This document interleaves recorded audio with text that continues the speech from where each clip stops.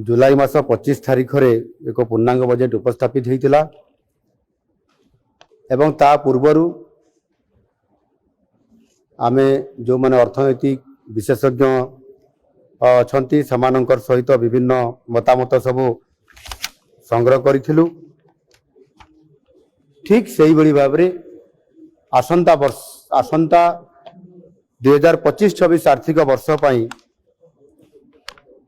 जो विधानसभा फेब्रुआरी मास 13 तारिख रु आरंभ होउची फेब्रुआरी 17 तारिख रे बजेट उपस्थापित हबो। आउ सेथि पई लोकमत संग्रह करिबा एवं विशेष करिकरी ये जो प्राग बजेट प्रस्तुतिर अवसर रे आज जो स्वतंत्र भाव में बैठक डका होता जो माने अर्थनैतिक विशेषज्ञ अछंती पूर्वतन अर्थमंत्री माने पूर्वतन अर्थ सचिव एवं ता सहित अनेक विभागर विभिन्न वर्गर विशेषज्ञ मान को डका होता तांकर सहित डिटेल्स आलोचना आज हेछि एवं सेथि पई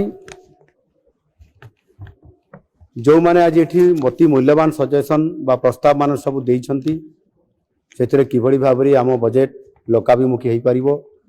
ये बजेट लोकंकर बजेट हिसाब रे गत वर्ष चलित वर्षरु ता कार्यकारी होउची एवं आसंता 2025-26 आर्थिक वर्ष रे मध्य किभଳି भाबरे हेई परिबो। आउ सेथि पई अनेक गुरुत्वपूर्ण प्रस्ताव मान समस्त मान्यवर आज उपस्थित सदस्य माने से तांकर प्रस्ताव मान देइछंती एवं ये प्रस्ताव मान मध्य ये चलित मासर जनवरी मास 31 तारिख पर्यंत आम आदमी सर्वसाधारण रे जो माने भी एथिरे प्रस्ताव दे पारिबे तांको पाई मध्य ईमेल जरिया रे एवं समाने मध्य व्हाट्सएप माध्यम रे विभिन्न प्रकार जो आमर माध्यम अच्छी से माध्यम रे देबा पाई समस्त प्रकार व्यवस्था एथिरे करा जाइछि। विशेष करी कि मु एथिरे आपण मान को कहया पाई चाहूची एथिरे बहुत समय रे बहुत प्रकार मत सब आसी थाए एवं से मत गुड़िक अति मूल्यवान थाए लोकंकर सरकार रे किबड़ी भाव रे लोकन को फोकस करी हेबो एवं समान को आधार करिकरी स्कीम बा योजना मान करा जाई परिबो ताहा करा गले जो ओडिशार ग्रामांचल रे रहुतबा अनेक व्यक्ति बा साधारण व्यक्ति अछंती जो माने कि अर्थनैतिक दृष्टिकोण भारी दुर्बल थिबा कारण सेमान को सब बेले वंचित करा जाय थाए एनु या को आधार करिकरी एबे जो योजना करा होती ताकू गुरुत्व दिया जाउची एवं सेथिरे विशेष करिकरी आपनकर जो बजेट प्रस्तुत करा जाउची से समय रे किबड़ी भाव रे राजस्व केमिति वृद्धि होई परिबो एवं जेतु नुआ नुआ आम संकल्प पत्र अनुसार ताकू बजेट को प्राधान्य देबा पई हमको पड़ुछि एवं सेथिपाई शिल्प क्षेत्र को गुरुत्व देवा सहित पर्यटन क्षेत्र को मध्य गुरुत्व दिया जाउछि। विशेष करके शिल्प क्षेत्र रे एथिरे steel IT renewable energy textile petrochemicals agro industries जोटा कि कृषि क्षेत्र रे आमे जेतु अधिक लोक एथिरे नियोजित होइतांती आउ सेमाने एथिरे निश्चित भाव रे सेमानंकर आय केमती बढ़िबो ता उपरे फोकस करिया पई स्वतंत्र भाव रे आपनकर कोल्ड स्टोरेज समेत सेमानंकर चाष आरंभ रु चाष अमल पर्यंत जेबडी भाव रे सेमाने विभिन्न स्तर दिगी जाइथांती सेति पई बहुत गुरुत्व एथिरे माने गुरुत्व आरोप करा जाइछि। पोर्ट बेस्ड इंडस्ट्री एवं आईटी सेक्टर रे मध्य आउ किछि क्षेत्र अछि जोटा कि सेमीकंडक्टर भलिया या को बहुत प्राधान्य मध्य दिया जाउछि। आपण माने जानिथिबे समस्ते Utkarsh Odisha make in Odisha conclave 2025 जनवरी 28 एवं 29 तारिख रे हेबा पई जाउछि एवं माननीय प्रधानमंत्री मध्य ये जो हमर इन्वेस्टर्स जो समिट होछि सेतरे से योगदान भी करूछंती एथिरे सेथि पई विशेष करके ओडिशा रे किभଳି भाबरे हमर जीडीपी बढ़िबा सहित आमे शिल्प क्षेत्र में अधिक प्राधान्य ये दौचु से शिल्प क्षेत्र में मध्य कृषि को प्राधान्य दि जाउची। बहुत बड़ गोटे सुजोग अच्छी आम इन्वेस्टमेंट बढ़िले निश्चित भाव में आर्थिक स्थिति सुधार द्वारा ग्रामांचल सामाजिक आर्थिक व्यवस्था को सजाड़ा जा पार आउ विकसित गाँ विकसित ओडिशा एभली एक गुरुत्वपूर्ण एक योजना को आम कैबिनेट रे पास होला परे ताकू आम शुभारंभ करने जाऊँ। आगामी वर्ष मानकर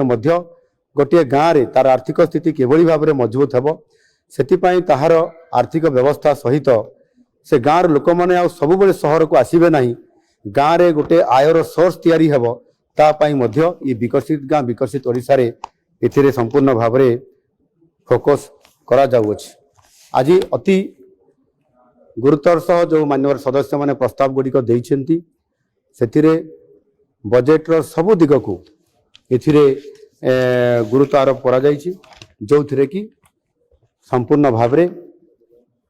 एथिरे श्रमिक हो चाषीटीए हो एवं जो माने निजुक्ति क्षेत्र में बहुत आशा बांधी जे आमको निजुक्ति मिले आम परिवार भाग्य बदलिबो सेथिपाई उभय इंडस्ट्री सेक्टर में जिते बड़े इन्वेस्टमेंट बढ़िबो आमे जो 5 लाख कोटी टंकार इन्वेस्टमेंट कथा कहूँ सेते बेले को 3.5 लाख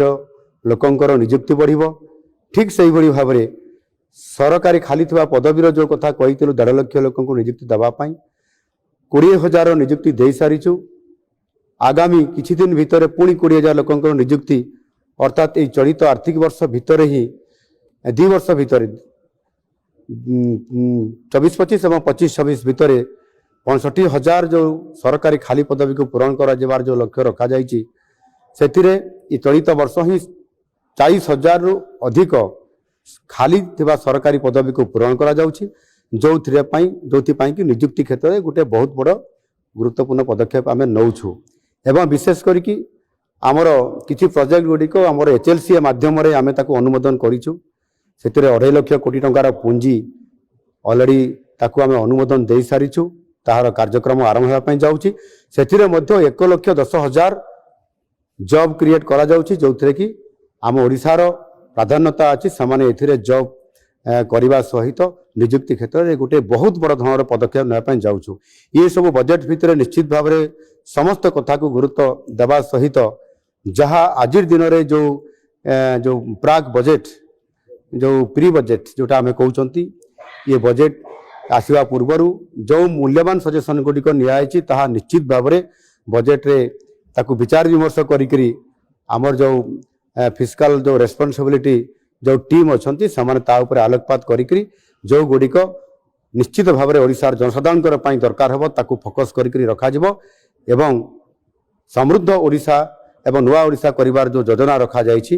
ये 5 वर्ष भितर आमको समस्त कार्यक्रम को आमर संकल्प पत्र आधार रे एवं लोकंकर प्रस्ताव आधार रे ताकू संकलित करके जो कार्यक्रम मान करा जाउछि निश्चित भाव में आसंता बजेट एक पूर्णांग बजेट जेतो आसीबो आपण माने जानि परिबे निश्चित भाव में लोकंकर ये बजेट एथर आहुरी अधिक रुधिमंत होकरी लोकंकर सामना को एवं आपण मानकर सामना को आसी परिबो। धन्यवाद।